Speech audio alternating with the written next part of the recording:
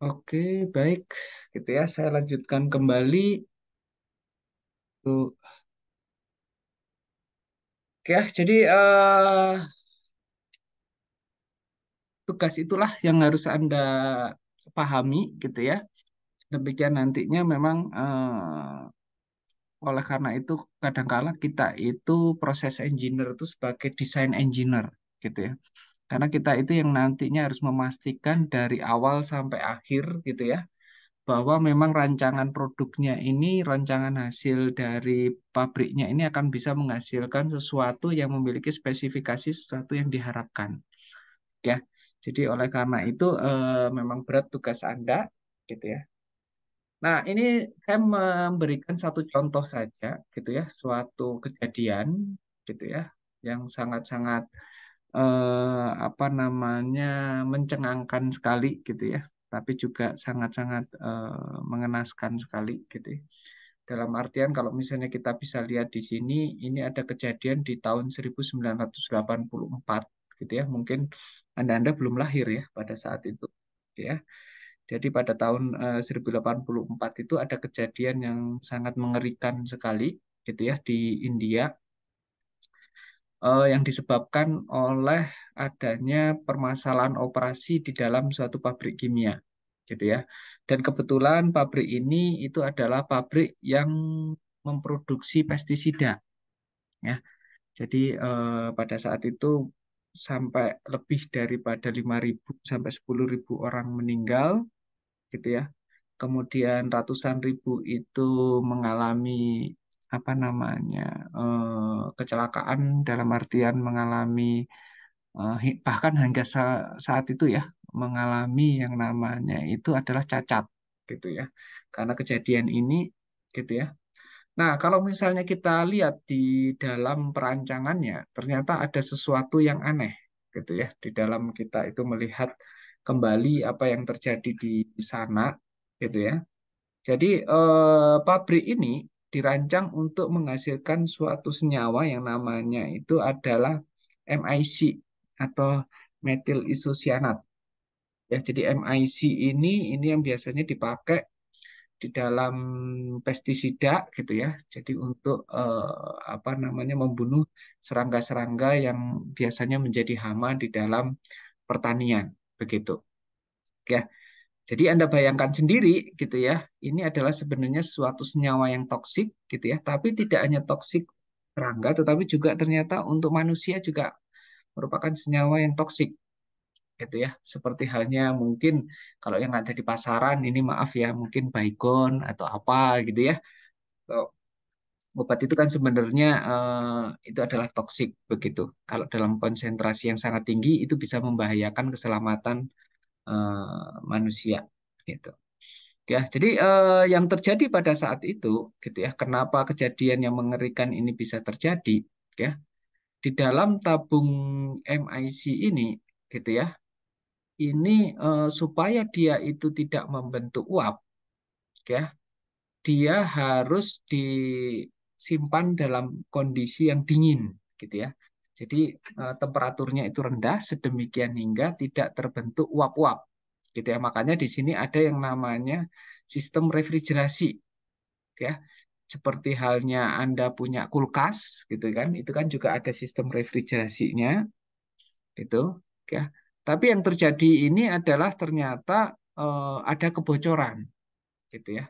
Ada kebocoran di situ, sedemikian sistem refrigerasinya ini, gitu ya, ini tidak bekerja, gitu ya. Nah, bahkan informasinya, gitu ya, ternyata ini freonnya habis, gitu ya. Jadi freonnya habis. Jadi seperti halnya kulkas, kalau misalnya freon Anda habis gitu ya, tidak bisa mendinginkan, ya. Nah, ditambah lagi pada saat itu terjadi ada yang namanya itu kebocoran air gitu ya masuk ke dalam sistem, gitu ya. Dan ini menyebabkan yang namanya timbulnya panas dan panas itu menyebabkan yang namanya gas. Oke. Jadi gas MIC ini terus kemudian menimbulkan overpressure. Nah, kalau misalnya kita di dalam vessel gitu ya, itu ada sistem pengamanan overpressure supaya apa? Supaya tidak meledak. Ya, Jadi supaya tidak meledak apa yang kita lakukan gitu ya, biasanya akan kita rilis gitu ya. Jadi, kalau tangki-tangki gitu ya, baik itu misalnya tangki yang ada di Pertamina sana, ya, tangki penyimpanan apa namanya bahan bakar minyak itu ya, itu juga sama dilengkapi dengan sistem pengendalian tekanan. Jadi kalau misalnya tekanan yang berlebih gitu ya, berarti nanti ada sesuatu yang harus kita rilis supaya tekanannya itu tidak menyebabkan ledakan. Nah, sama halnya dengan kejadian ini gitu ya. Karena dia tadi itu ada kebocoran, terus kemudian ada timbul apa namanya reaksi dengan air, jadi dia timbul panas, gitu ya. Panas itu akan menyebabkan cairan MIC-nya menguap, dan uap-uap ini begitu banyak, sedemikian hingga menyebabkan tekanan di dalam vessel ini berlebih. Nah, sistem proteksinya, ya supaya tidak terjadi ledakan, makanya adalah sistem rilisnya ini akan membuka, gitu ya. Nah, membuka ini, ya ini masuk ke kolom scrubber gitu ya. Tetapi ya celakanya kolom scrubber itu pada saat itu sedang dimatikan gitu ya. Jadi lagi mati ini kolom scrubbernya. Jadi scrubber ini sebenarnya adalah suatu kolom mengontakkan antara gas dengan cairan gitu ya. Jadi cairan di sini ini akan diguyur air gitu ya. Supaya gas-gas tadi yang terlepas tadi itu bisa ditangkap dengan air. Nah, tapi air tadi itu yang digunakan untuk menangkap apa namanya gas-gas tadi itu pas lagi kondisinya itu mati, gitu ya. Jadi gas-gas yang terlepas di apa namanya keluar yang notabene itu adalah gas-gas pestisida, ya, itu tidak tertangkap oleh yang namanya solvent atau liquid yang digunakan untuk menangkap gas-gas tersebut, ya. Jadinya apa yang terjadi? Dia akan lanjut terus, gitu ya. Yang harusnya dia itu tertangkap, dia lanjut terus, malah masuk ke yang namanya itu adalah apa namanya flare, gitu ya. Jadi flare, gitu. Nah, celakanya juga, gitu ya. Di flare ini kan biasanya ada sesuatu yang kita gunakan untuk membakar, gitu ya. Jadi di flare ini di ujungnya, di tipnya ini, tip yang paling atas ini biasanya kita kasih yang namanya itu adalah pemantik ya. Jadi pemantik yang kayak di kompor-kompor apa namanya gas gitu ya. Itu kan ada yang biasanya itu bunyi cetek cetek cetek gitu. Nah, itu pemantiknya ada gitu ya. Gitu. Nah, pada saat itu ternyata gitu ya, pemantiknya itu juga sedang off gitu ya. Bahkan beberapa pipanya itu sedang ada maintenance gitu. Gitu ya. Jadi di sini bukannya ke flare ini bukannya untuk dibakar gitu ya. Jadi kalau misalnya kalian pergi ke industri-industri kimia gitu ya, ada suatu flare. Flare itu kan biasanya di ujung atasnya itu akan ada nyala atau lidah api gitu ya. Nah, itu tujuannya itu adalah mengkonversi semua bahan-bahan toksik gitu ya, atau bahan-bahan yang berbahaya gitu ya. Kita pastikan bahwa dia itu sudah terdistraksi atau terdekomposisi dengan pembakaran di sana menjadi komponen-komponen yang jauh lebih tidak berbahaya gitu ya. Misalnya nih ada hidrokarbon gitu kan ya, kalau misalnya di petroleum atau industri gas itu kan biasanya hidrokarbon. Nah, di sini di pemantik itu kita kasih pembakaran supaya hidrokarbon tadi bereaksi dengan udara menjadi CO2 dan H2O gitu ya. Jadi mereka jauh lebih tidak berbahaya jika dibandingkan dengan misalnya propan ini lepas gitu ya, atau hidrokarbon ini lepas. Nah, kan propan lepas, hidrokarbon lepas itu kan bisa berbahaya, ya. Kalau misalnya tersulut api di rumah-rumah itu kan dia bisa menimbulkan kebakaran gitu ya. Atau dari segi kesehatan juga hidrokarbon itu kan tidak bagus untuk kesehatan kita gitu, ya. Nah, pada saat itu ternyata ya eh, flare atau yang namanya pemantik penyulut api tadi itu tidak bekerja, ya.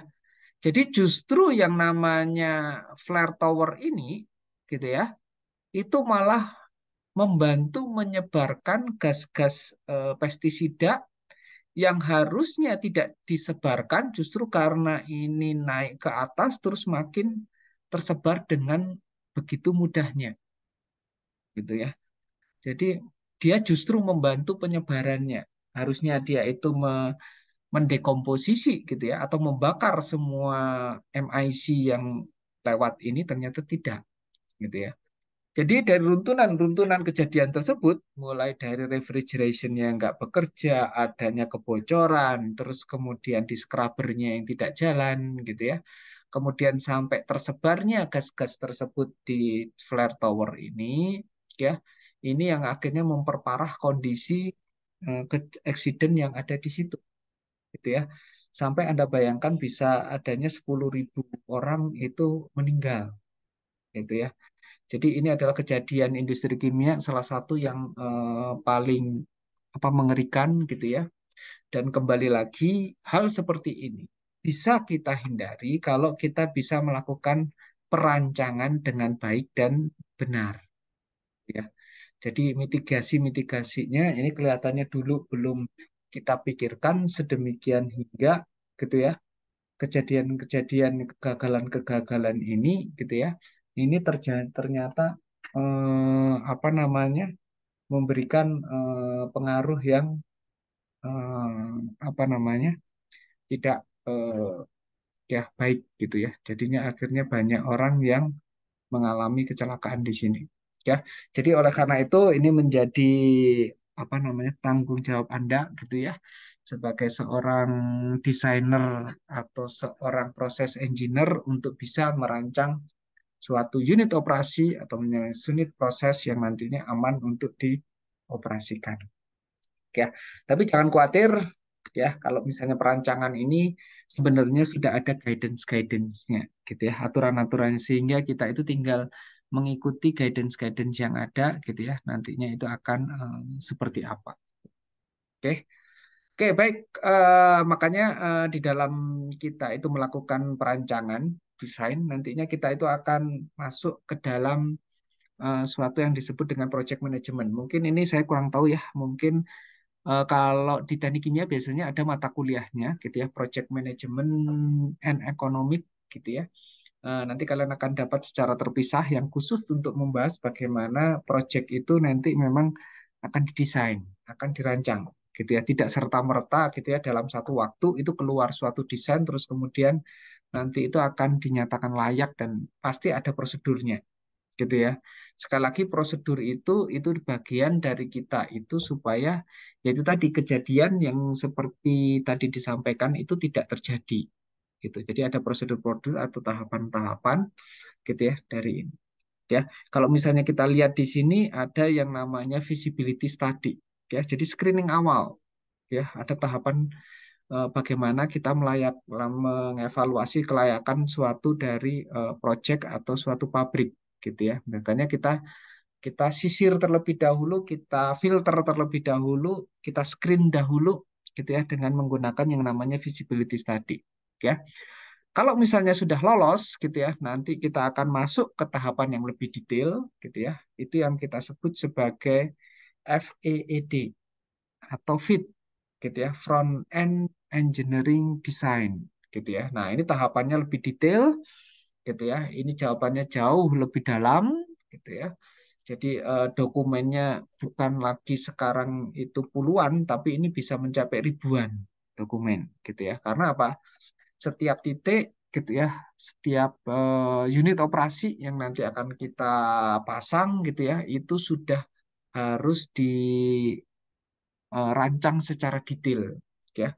Bahkan kalau misalnya Anda perhatikan di dalam feed gitu ya, itu bahkan tiap belokan-belokan pipa itu nanti itu akan dievaluasi kira-kira berapa pressure drop dan lain sebagainya ya. Jadi bahkan panjangnya pipa dari vessel menuju ke vessel yang lain ini sudah mulai diatur gitu ya. Jadi sistem perpipaannya itu apa namanya pertimbangkan gitu ya. Hidroliknya juga dihitung di situ gitu ya. Di dalam tadi yang namanya FEED tadi gitu ya. FEED ini memang sudah kita menyasar bahwa memang nanti itu pembangunannya memang secara operability-nya itu sudah oke, secara safety-nya sudah aman, gitu ya. Terus kemudian juga dioperasikan dengan visible, maksudnya dalam artian dengan operasi yang sebaik-baiknya itu bisa menghasilkan nantinya produk yang kita harapkan. Ya. Nah, nanti setelah fit gitu ya, setelah perancangan nanti akan ada yang namanya itu EPC, termasuk di situ di dalamnya konstruksi ya, dan juga untuk pembelian barang atau procurement gitu ya. Ini misalnya untuk pembelian barang-barang gitu ya. Terus bagaimana mengirimkan barang dan lain sebagainya. Dan pada bagian akhirnya setelah kita beli barang, kita pasang, kita ini nanti akan ada yang namanya commissioning atau uji performa gitu ya. Jadi sekali lagi ya dari awal sampai dengan akhir ini merupakan tugas dari teknik kimia untuk bagaimana memastikan bahwa nantinya apa yang sudah Anda rancang, karena yang merancang itu kan Anda, ya, yang merancang Anda, maka Anda sendiri yang harus menyelesaikannya, memastikan produknya itu sesuai dengan spesifikasi, ya. Jadi kalau misalnya nanti dikatakanlah masalah ini dijalankan gitu ya. Jadi mulai dari Anda itu menerima gas ya, menerima gas dari sumur-sumur gas sampai dengan prosesnya nanti menjadi produk-produk petrochemical gitu ya. Nah, ini adalah tugas Anda, Anda yang merancang nantinya sampai dengan Anda yang nantinya bagaimana memproduksi barang-barang itu sesuai dengan spesifikasinya. Karena setiap pabrik atau setiap produk petrochemical itu ada spesifikasinya, gitu ya. Seperti halnya kalau Anda perhatikan itu ya, misalnya minyak diesel dengan minyak pertalite itu kan beda, gitu ya. Itu nggak bisa dicampur jadi satu gitu ya. Karena apa mesin-mesin kendaraan juga berbeda gitu ya. Nggak bisa mesin kendaraan apa namanya yang biasanya diisi Pertamax gitu ya. Ini Anda isi dengan diesel gitu ya. Atau sebaliknya, truk-truk Anda isi dengan yang namanya Pertalite atau Pertamax juga nggak bisa. Nah, ada spesifikasinya. Nah, spesifikasi-spesifikasi itu disusun dari apa gitu ya? Dari rangkaian unit-unit operasi yang ada gitu ya. Sedemikian hingga kita menghasilkan spesifikasi-spesifikasi produk tersebut. Ya. Jadi sekali lagi gitu ya, dari kita itu menyusun mendesain dengan benar gitu ya, kita akan mendapatkan produk-produk yang spesifik memang. Ya, tidak tiba-tiba itu muncul produknya itu adalah produk campuran gitu ya, nggak bisa itu. Kita nggak akan laku di pasaran atau tidak akan diterima di pasaran ya karena kalau kita mengekspor atau mengimpor itu biasanya juga ada spesifikasi produknya gitu ya tidak sembarangan kita itu apa namanya eh, buatnya gitu ya. Nah, ini nanti akan Anda pelajari di apa namanya perkuliahan yang berkaitan dengan manajemen project dan ini dan keekonomian gitu ya. Nah, sekarang yang nanti akan kita coba lihat itu adalah terkait dengan layout gitu ya. Jadi layout ini kalau kita kemarin sudah belajar proses flow diagram, gitu ya. Ini untuk simulasinya mungkin ya. Saya mau nanya, kalau di Unpati ada Aspen HYSYS atau tidak ya? Atau yang proses simulatornya apa yang ada di sana? Ini Pak, jadi yang dari Teknik Kimia 4 ini Pak mencoba mengajukan program Unisim Pak. Jadi Oh, kan kita Unisim. dapat info, iya kita kan dapat info dari Pak Anggit Pak buat ngajuin Unisimnya dan kita kemarin sudah 2 minggu yang lalu Pak kita sudah ngirim formnya Pak ke Unisimnya. Cuma sampai saat ini belum ada balasan Pak gitu. Pengajuan Oh, apa tuh belum ada balasan Pak gitu Pak. oke oke Pak. oke. Jadi hmm, Oke, jadi apa namanya? Semua pabrik itu hampir sekarang itu semuanya disusun berdasarkan hasil simulasi gitu ya. Apakah ada nggak pabrik yang disusun tanpa suatu model simulasi? Sebenarnya ada bisa aja gitu ya. Tetapi permasalahannya itu adalah kembali ke dalam yang namanya database gitu ya. Kalau komponennya seperti hidrokarbon gas gitu ya, yang keluar dari sumur gitu ya, itu kan komponennya mencapai ratusan gitu ya. Nah, apakah kita akan melakukan perhitungan sendiri dengan menggunakan Excel gitu ya, atau perhitungan menggunakan tulis tangan gitu kan? Enggak juga gitu ya.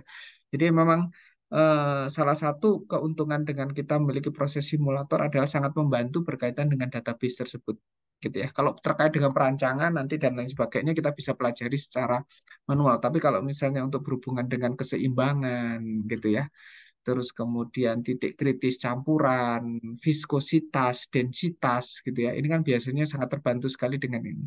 Ya, jadi parameter-parameter itu dibentukkan sekali untuk misalnya kita mendesain suatu yang namanya itu misalnya katakanlah pompa. Pompa itu butuh yang namanya itu viskositas dari fluida gitu ya. Pompa untuk ngalirin kecap itu berbeda dengan pompa untuk mengalirkan air.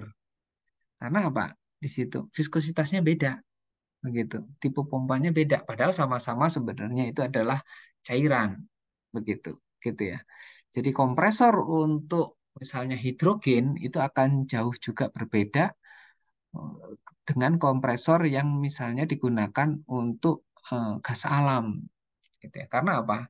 Densitas dari fluidanya juga berbeda. Nah, kembali lagi nih, kalau berbicara densitas, viskositas, dan lain sebagainya, apalagi kalau sudah campuran ya, densitas campuran, viskositas campuran, dan lain sebagainya, paling enak itu dengan menggunakan memang proses simulator, begitu dari. Oke, jadi semoga dapatlah cepatlah terkait dengan proses simulatornya, gitu ya. Apa namanya nanti coba kita lihatlah karena kan biasanya di sini saya biasanya menggabungkan sih kalau misalnya untuk mendesain peralatan itu ada memang perhitungan yang nanti kita gunakan secara hand calculation gitu ya, tetapi ada juga yang supaya cepat gitu ya. Kita gunakan menggunakan yang namanya itu adalah proses simulator karena biasanya proses simulator ya itu tadi gitu ya. Ada keuntungan-keuntungan berhubungan dengan properti fluida, properti fisik gitu ya, properti kimia yang itu sebenarnya sudah ada di dalam situ.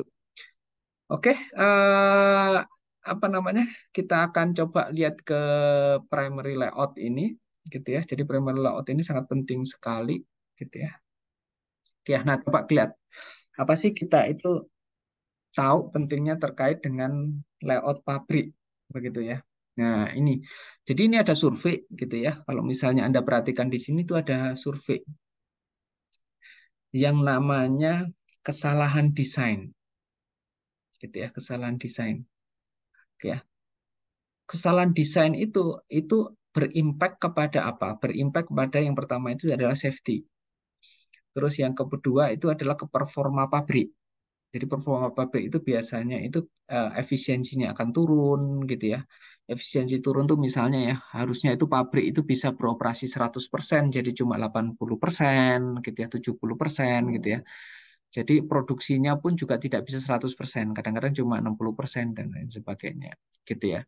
Terus kemudian yang terakhir itu adalah kepada spesifikasi produk gitu ya. Jadi spesifikasi produknya itu tidak tercapai gitu ya. Itu bisa jadi karena memang desain kita yang error. Nah, memang itu ada kalimat bahwa ya manusia itu tidak ada yang sempurna gitu ya. Desainnya pun juga tidak ada yang sempurna. Tapi yang pasti itu adalah kita harus meminimalisasi itu, meminimalisasi tidak sempurnaan itu sehingga error-error itu menjadi jauh ini. Kalau misalnya kita perhatikan dari hasil survei ini, gitu ya, yang dilakukan oleh Kidam 2016 ini menunjukkan bahwa kalau misalnya kita perhatikan layout yang salah itu bisa mencapai 17%. Oke, ya. Sizing gitu ya. Jadi sizing itu menentukan dimensi panjang, lebar, tinggi gitu ya. Itu kesalahannya itu cuma 2% gitu ya. Jadi cuma 2%, cuma kecil ya. Tapi yang namanya layout ini seringkali salah gitu ya. Seringkali salah. Oke. Saya pernah menemukan suatu pabrik gitu ya.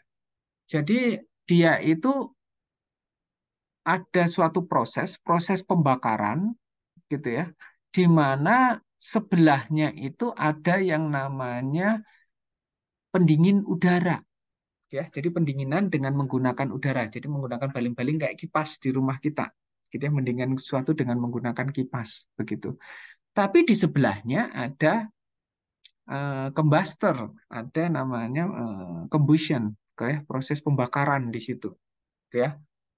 Jadi yang terjadi itu adalah karena dia berdekatan, gitu ya, panas radiasi yang keluar dari combustor ini, gitu ya, itu meningkatkan temperatur udara di sekeliling dari pendingin udara tadi, ya. Jadi udara yang tadinya itu diharapkan dingin untuk bisa mendinginkan pipa, gitu ya. Jadi pipanya itu ingin didinginkan, tapi karena udara sekitarnya panas, gitu ya. Jadi udara yang tersedot ke situ malah udara panas sekarang. Ya, tidak bisa lagi mendinginkan. Jadi kalau misalnya kita lihat di sini, ini yang salah sebenarnya bukan unit operasinya. Unit operasinya sudah benar, gitu. Oke ya. Tetapi bagaimana kita meletakkan yang namanya dua peralatan ini, kenapa dia itu bisa-bisanya itu berdekatan, oke ya. Jadi panasnya dari combustor ini pergi ke yang namanya pendingin udara tadi, gitu ya. Nah, ini yang sangat-sangat apa namanya hal yang fundamental sekali, gitu ya, yang harus memang kita pelajari. Ini berhubung kesalahannya bukan karena permasalahan yang berhubungan dengan yang namanya tadi itu apa unit operasinya yang salah, enggak, gitu ya. Tetapi karena ya kita meletakkan aja yang salah. Jadi memang peletakan alat ini juga butuh sense, gitu ya. Nggak bisa kita itu sembarangan meletakkan, gitu ya. Oke, sekarang kita lihat deh bagaimana pabrik itu untuk ditentukan. Nanti kan kalian bikin rancangan pabrik ya. Nah, nanti rancangan pabrik itu salah satu outcome-nya, gitu ya, satu luarannya itu adalah bagaimana membuat yang namanya plan layout ini, gitu ya. Jadi yang pertama, yang pasti itu adalah kalau misalnya kita membuat suatu plan layout, gitu ya, ini lihat aliran materialnya, ya.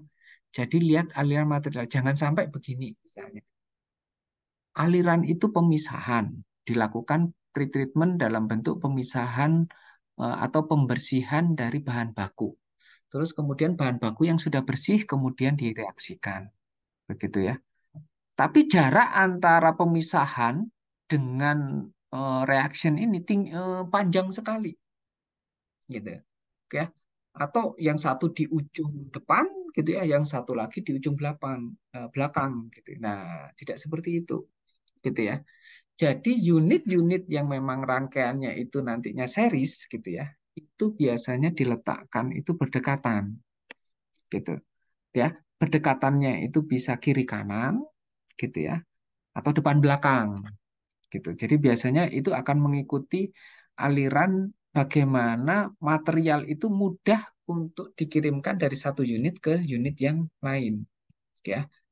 Nah, nanti ada pertimbangan lagi, gitu ya. Misalnya nih, pertimbangannya itu berhubungan dengan safety, ya. Maksudnya seperti apa? Contohnya itu adalah untuk rotating equipment. Rotating equipment itu kalau seandainya dia itu sangat kritikal dan dia itu menimbulkan yang namanya misalnya ya suaranya keras, gitu ya.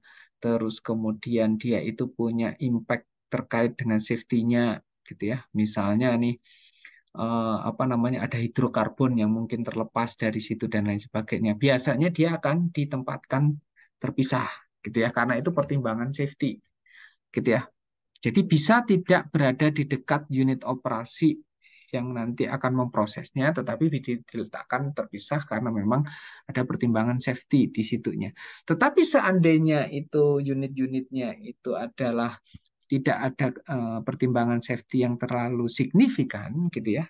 Ini supaya ekonomis, ini biasanya diletakkannya itu adalah berurutan, gitu ya, dekat satu dengan yang lain, ya. Jadi ini yang harus ini. Nah, ini dia. Jadi pertimbangan yang kedua, gitu ya. Kalau misalnya berhubungan dengan sesuatu yang berbahaya, gitu ya, makanya dia itu diletakkan di ruangan terpisah, gitu ya, other building. Makanya di pabrik-pabrik kimia Anda akan ketemu yang namanya misalnya itu adalah rumah kompresor. Ada suatu nama itu adalah rumah kompresor, gitu ya. Karena apa ya? Kompresor itu sebenarnya pada prinsipnya itu akan sangat berbahaya sekali, gitu ya. Baik sekali dari segi apa namanya bunyi karena dia sangat keras sekali, gitu ya. Terus kemudian dari segi operasi juga berbahaya, gitu ya. Karena apa? Begitu ada lontaran material yang keluar dari situ, gitu ya, itu kecepatannya akan sangat tinggi sekali ketika dia apa namanya terlempar begitu, ya. Jadi untuk peralatan-peralatan yang berbahaya, gitu ya, ini memang kita biasanya menggunakan, Pak, contoh berbahaya itu kan kompresor, pompa, gitu ya. Apakah setiap pompa harus ada rumah pompanya? Enggak juga, gitu ya. Misalnya nih, contoh yang misalnya aman-amannya pompa air, gitu ya. Nah, itu enggak perlu ada rumah pompa, itu enggak perlu, gitu ya. Ya pompa air itu oke, gitu ya. Dia rotating equipment, tetapi kan dia dari safety itu kan ya enggak ada hidrokarbon, enggak ada apa, gitu ya. Jadi ya ditempatkan berdekatan dengan unit operasinya nggak apa-apa, gitu ya. Atau misalnya diletakkan di bawah separator, dia juga nggak apa-apa. Kalau itu adalah pompanya, itu adalah pompa, misalnya pompa air, gitu ya. Pompa solvent, gitu ya, juga sama, gitu ya. Kalau solventnya tidak apa namanya ledakan, gitu ya, tidak berpotensi untuk menimbulkan yang namanya itu kebakaran, gitu ya. Nah, itu bisa kita dekatkan dengan unit operasi, gitu ya. Oke. Nah, terus kemudian untuk distance equipment itu biasanya jaraknya itu adalah 30 meter, gitu ya. Jadi jangan terlalu deket-deket, gitu ya. Karena mungkin kita ingin menghemat, gitu ya. Menghemat biaya perpipaan, gitu ya. Pipa satu ke pipa yang lain, gitu ya. Dari ini. Tapi mohon diperhatikan, gitu ya. Ini ada jarak-jarak minimal. Nah, nanti akan saya sampaikan, gitu ya. Ada tabulasinya. Jarak-jarak minimal tiap peralatan, gitu ya, yang harus kita ikuti. Jadi sebenarnya dalam rancangan pabrik ini sebenarnya enak karena apa? Gitu ya, apa namanya? Karena ini itu sebenarnya sudah ada guidance-nya. Kalau sudah ada guidance-nya itu biasanya itu kita itu tinggal follow saja, kita tinggal ikuti aja, gitu ya. Jadi kita tidak perlu apa namanya bingung dengan berapa sih nilai yang harus kita acu, gitu dari ini. Ya, terus kemudian, nah ini untuk administratif office dan laboratori ini biasanya itu diletakkan di area aman, gitu ya. Di dalam pabrik benar, gitu ya. Ini harus diletakkan dalam pabrik, tetapi daerahnya itu daerah aman, ya. Jangan diletakkan di misalnya itu di tengah-tengah sebelahnya reaktor, gitu. Nah, jangan. Ya, cari misalnya daerah-daerah yang misalnya aman, gitu ya, yang dimana itu level safety-nya itu rendah, gitu ya. Jadi potensi-potensi ini kenapa ini harus dilakukan di situ, gitu ya. Biasanya ini di dalam office dan laboratori ini banyak nantinya itu adalah aktivitas manusia yang ada di situ, gitu ya. Jadi apa namanya kalau misalnya kita ada kejadian kebakaran, kecelakaan dan lain sebagainya, gitu ya, yang pasti harus diselamatkan pertama kali itu adalah apa namanya sumber daya manusia yang ada di situ, ya. Jadi kalau dia itu sudah lokasinya aman, gitu ya, lebih mudah kita untuk nantinya itu kalau misalnya ada yang namanya eh, apa namanya safety safety apa namanya pergerakan safety-nya, gitu ya, atau kita pindahkan ke lokasi yang lebih eh, aman lagi, begitu, ya. Jadi lokasinya. Nah, terus kemudian control room, gitu ya. Nah, control room ini, gitu ya, ini pastinya itu adalah jantungnya karena control room ini akan mengatur berapa laju alir dan lain sebagainya. Nah, itu memang lokasinya pastinya itu adalah di dalam pabrik, gitu ya. Dan itu berada di sekitar peralatan-peralatan prosesnya, begitu, ya. Oke, nah ini nanti Anda bisa baca-baca lagi, gitu ya. Ini adalah contoh plan layout yang nantinya akan harus Anda bikin, gitu ya. Nah, coba Anda perhatikan di sini, gitu ya. Jadi untuk tangki-tangki itu biasanya kita buatkan alokasi tersendiri yang disebut sebagai tank farm, gitu ya. Tank farm itu kita ini jadi biasanya nggak dicampur ini. Oh, di sini ada tangki, terus kemudian ada peralatan dan lain sebagainya, enggak. gitu ya. Jadi tangki di sini. Terus kemudian kalau misalnya Anda perhatikan di sini ada yang namanya balok-balok gitu ya, bentuknya seperti ini. Ini adalah sebenarnya pipe rack ya. Jadi pipe rack ini adalah jalur pipa. Jadi pipa itu tidak sembarangan gitu ya. Misalnya dari sini saya ingin membuat pipa ke area plan gitu ya. Langsung tarik garis lurus gitu ya dari tangki ini enggak gitu ya. Jadi pipa-pipa itu nanti akan melewati pipe rack dulu gitu ya. Terus kemudian dia nanti baru nanti ke unit operasinya. Nah, kenapa pipa ini diatur gitu ya? Sebab eh, satu unit operasi gitu ya, itu bisa jadi dia itu akan ada 10 pipa, 10 atau lebih pipa gitu ya. Pipa untuk material, untuk input outputnya, pipa untuk instrumentasi, pipa untuk electrical gitu ya. Kabel-kabel itu kan butuh ada pipanya gitu kan ya. Jadi kabel di dalam kabel nanti masuk ke dalam piping gitu ya. Atau instrumentasi itu biasanya ada kabel-kabel apa nama instrumennya untuk apa namanya sinyal-sinyalnya gitu ya. Seperti antena lah. Anda juga punya antena terus kemudian ada kabelnya kan dari situ gitu ya. Terus kemudian ada untuk misalnya apa namanya sistem perpipaan-perpipaan untuk sensor dan lain sebagainya gitu ya. Nah, karena banyaknya dari setiap unit operasi itu jangan ditarik langsung gitu ya. Nanti akan banyak sekali gitu ya. Banyak sekali pipa bertaburan di jalan atau di tanah-tanah ini gitu ya. Nah, itu sangat tidak aman sekali gitu ya. Kalau misalnya Anda menginjak, kalau misalnya ada maintenance gitu ya. Ini yang sangat suka sekali oleh karena itu setiap pipa ini akan masuk ke dalam yang namanya pipe rack ya. Seperti halnya diatur gitu ya dengan ini. Sama lah ya di gedung-gedung kalau misalnya Anda lihat kabel itu kan ada banyak ya, kabel internet, kabel telepon, terus kemudian kabel listrik gitu ya, dan lain sebagainya. Nah, itu diatur ya, ada rack-nya tersendiri kan. Gitu ya. Nah, itu sama, prinsipnya sama gitu ya, supaya nantinya ketika kita melakukan maintenance, kita kita atau kita bekerja gitu ya, kita merasa aman dengan kondisi itu ya. Nah, apa namanya? Utility itu juga biasanya ditempatkan berbeda gitu ya. Utility itu mulai dari apa namanya electrical utility, terus kemudian ada water treatment utility dan lain sebagainya itu ditempatkan berbeda gitu ya.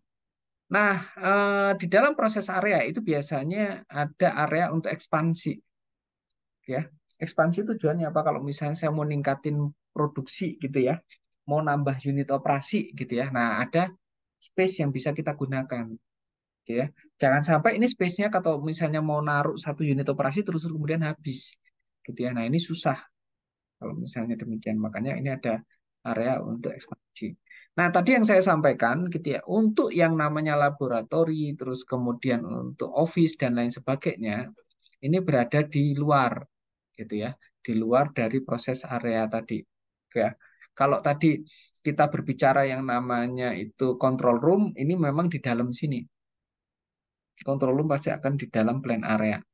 Tapi kalau untuk misalnya laboratori gitu ya, terus kemudian kantin, office gitu ya, ini biasanya berada di dalam zona hijau gitu ya. Jadi zona aman gitu ya dari ininya. Meskipun ini masih di dalam rangkuman satu pabrik begitu ya. Nah, ini adalah contoh dari plan layout gitu ya. Bagaimana kalau kita akan membuatnya gitu ya. Jadi ini mungkin bisa Anda baca saja gitu ya dengan apa namanya cepat gitu ya terkait dengan aturan-aturan. Nah, ini sebenarnya ya. Jadi ini yang terpenting gitu ya. Jadi tiap unit itu ada apa namanya jaraknya gitu ya. Satu unit dengan unit yang lain itu ada jaraknya gitu ya. Ini misalnya ya proses equipment gitu ya. Proses equipment dengan proses equipment gitu ya. Satu proses dengan proses equipment yang lain jaraknya itu adalah di kisaran tadi itu 23 meter atau sampai dengan 30 meter gitu ya. Yang paling jauh setahu saya itu adalah di apa namanya bentar. Ini ada sampai 150 meter. Itu adalah flare. Coba kita lihat flare ya.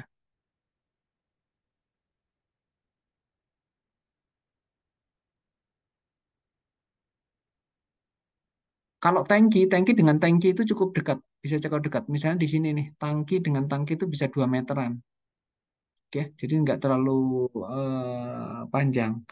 Tapi kalau flare itu kalau nggak salah 50 sampai 150. Oke, jadi itu yang paling jauh karena flare itu memang ini. Nah, ini dia, ya. Ada yang sampai 152 gitu ya. Ini adalah untuk flare. Oke, bisa ini. Oke, ini nih dengan unit-unit ininya coba saya baca cek. Ya, mungkin saya belum ketemu di sini. Oke, jadi unit ini bisa sampai 50 sampai 150 meter gitu ya. Memastikan bahwa dia memang jaraknya itu jauh dari yang namanya api terbuka. Jadi flare itu kan api terbuka. Ya, jadi api yang bisa memang untuk ini. Ya, api yang bisa-bisa kalau misalnya lidah apinya itu nanti bisa akan membuat potensi kebakaran. Jadi memang jaraknya itu dibikin. Nah, nanti Anda ikutin aja gitu ya. Kalau misalnya mau melihat distance-nya itu seperti apa gitu ya. Nah, nanti akan Anda bisa ikuti itu untuk menentukan ini.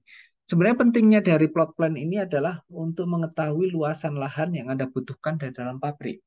Gitu kan. Jadi pabrik itu kan butuh lahannya itu berapa gitu ya. Nah, ini ditentukan dari plot plan ini sebenarnya. Oke, nah ini berhubungan dengan equipment distance-nya gitu ya. Terus kemudian em, ada hal lagi yang penting gitu ya. Bagaimana terkait dengan arah angin atau windrows. Gitu ya. Jadi windrows ini akan menentukan kira-kira nanti itu posisinya akan seperti apa. Jangan ikuti arah angin. Misalnya Anda flare, terus kemudian arah anginnya ke selatan. Jadi yang terjadi itu adalah Anda meletakkan flare-nya di utara, terus peralatannya di selatan ya. Nanti berisiko selalu gitu ya. Jadi kalau misalnya arah anginnya itu menuju ke selatan gitu ya, ya letakkan posisinya itu adalah flare-nya itu di selatan, peralatan-peralatan prosesnya itu berada di utara begitu. Jadi nanti arah anginnya akan menghembuskan lidah apinya itu ke selatan, tetapi kan tidak mengarah kepada pabrik begitu. Ya, jadi pada intinya Windrows ini akan menentukan lokasi nantinya itu flare dengan atau unit-unit yang berisiko lah gitu ya dari ini. Ya, bagaimana kita men-split unit-unit ini karena pentingnya itu adalah kita mengidentifikasi mana yang unit yang beresiko dan mana unit yang sebenarnya aman gitu ya. Jadi nggak tidak kita campur adukkan. Unit yang aman kita campurkan dengan ini. Makanya ada yang namanya tank farm tadi. Tank farm itu kan sebenarnya unit-unit aman gitu ya. Berisi air, proses gitu ya, terus kemudian feedstock dan lain sebagainya gitu ya. Jadi kalau yang aman-aman itu nantinya akan dijadikan satu ya. Terus kemudian jarak yang baik gitu ya, jarak yang cukup antara satu peralatan yang dengan yang lain, terus kemudian resiko analisisnya. Nah, untuk resiko analisis ini biasanya misalnya ya evaluasi yang berhubungan misalnya contohnya eksiden kebocoran gitu ya. Kebocoran nanti akan disimulasikan gitu ya. Radiasinya seperti apa. Nah, itu juga jadi penetapan basis untuk kita meletakkan unit apa nih di sekelilingnya gitu ya. Kalau misalnya kita berhubungan dengan flare nanti akan ada itu yang namanya studi dispersi. Ya, dispersinya kemana saja. Jangan sampai dispersi radiasi itu ternyata menyentuh suatu unit terdekat. Nah, itu kan berbahaya, nanti jadi timbulnya panas dan lain sebagainya. Ya, jadi evaluasi ini empat hal yang memang kita perlu perhatikan bagaimana kita meletakkan unit-unit operasi tadi. Ya, ini contoh Windrows. Ya, jadi kalau Windrows ini biasanya kita ambil dari datanya dari stasiun cuaca, gitu ya. Sedemikian hingga nanti dari arahnya ini kita akan apa namanya perhatikan, gitu ya. Dominannya kemana, gitu ya. Kalau ini, kalau misalnya kita lihat apa namanya, ini kan dominannya ini ke arah barat, gitu ya. Jadi nanti kalau ini ada flare, gitu ya, ya flare-nya diletakkan di barat, pabriknya diletakkan di timur, ya, supaya nanti tidak apa namanya berlawanan dengan arah dari mata angin atau arah-arah dari apa namanya angin yang kebanyakan itu mengarahnya menuju ke barat. Nah, ini pentingnya itu adalah di sini. Oke, baik. Ini adalah contoh dari splitting unit gitu ya. Kalau misalnya kita perhatikan gitu ya. Ini contoh-contoh kalau misalnya kita itu bagaimana memisahkan satu unit dengan yang lain gitu ya. Ya, jadi unit-unit yang khususnya di unit-unit yang nantinya itu akan sangat berisiko sekali gitu ya. Itu memang harus kelihatannya perlu dipisahkan. Oke, ya. Nah, ini sebenarnya nanti makanya saya kemarin menanyakan bagaimana tugas pertama. Karena di sini sebenarnya sudah ada tugas yang kedua. Nah, ini ya. Nanti tolong ini disiapkan ya. Ini sebenarnya prosesnya sama dengan yang kemarin ya. Coba Anda buat tata letak pabrik ya. Kalau misalnya Anda melihat bentukannya seperti ini. Nah, ya. Jadi ini ada tangki-tangkinya, nanti unit operasinya akan seperti apa. Kalau misalnya Anda lihat dari tangkapan atas, kalau misalnya unit ini, ya. Tolong diperhatikan jarak-jaraknya itu kan tadi ada ya. Nah, misalnya Anda menggunakan basis ini, nanti unitnya apa? Reaktor, gitu ya. Reaktor terhadap tangki, gitu ya. Nah, nanti itu kan ada nih. Tangki ya terhadap yang namanya reaktor. Kita perhatikan ini ya. Ini misalnya ada furnace gitu ya. Ya, jarak antara furnace dengan misalnya apa gitu ya. Misalnya dengan tangki gitu atau proses equipment yang lain ini kan ada nih 15,2 gitu ya. Oh, kalau misalnya ini cuma ini sebentar furnace itu yang mana sih? Bukan furnace ya. Oh, oh ini line gitu ya. Kalau misalnya dengan ini jaraknya itu adalah 30 nih. Kalau misalnya primary water gitu ya. Terus kemudian, nah ini 61 meter dengan proses building gitu ya. Dari ini. Nah ini tolong diperhatikan aja ini eh, jarak-jarak ini gitu ya. Ya, jadi perhatikan di sini untuk ikuti aja alur yang ada di sini nanti untuk apa namanya. Ya, nah memang ini ya para mahasiswa memang Pak ini kan eh, nggak ada bayangan gitu ya dari ini yang pertama. Tapi memang kita harus mencoba terlebih dahulu gitu ya. Karena kalau misalnya kita sudah ada bayangan nanti ketika Anda sudah kerja gitu ya. Nah, tapi kalau misalnya sekarang kita memang harus mencoba terlebih dahulu meskipun Anda belum punya bayangan terhadap bagaimana penentuan plot plan ini, diusahakan Anda mencoba terlebih dahulu ya. Dari mencoba itu sebenarnya Anda sudah berusaha untuk bagaimana melakukan desain gitu ya. Wah, ada konsiderasi nih terkait dengan plot plan ini gitu ya. Nah, nanti apa namanya? Sama seperti halnya merancang unit operasi. Mau melihat peralatannya saya belum pernah misalnya seperti itu.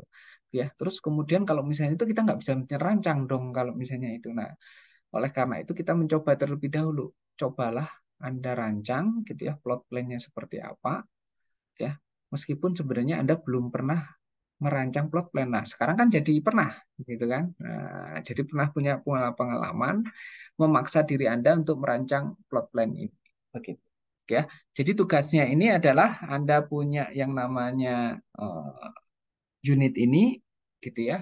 Terus kemudian apa namanya silahkan Anda lakukan perancangan gitu ya terkait dengan unit-unit ya, yang ada ini gitu ya dengan menggunakan tadi matriks tabel ini tadi gitu ya. Terus kemudian guidance empat hal ini ini gitu ya. Terus kemudian bentuklah menjadi model-model yang seperti ini ya. Jadi contoh plan layoutnya nanti akan keluar seperti ini. Oke, baik. Ada yang ingin ditanyakan dari teman-teman semua?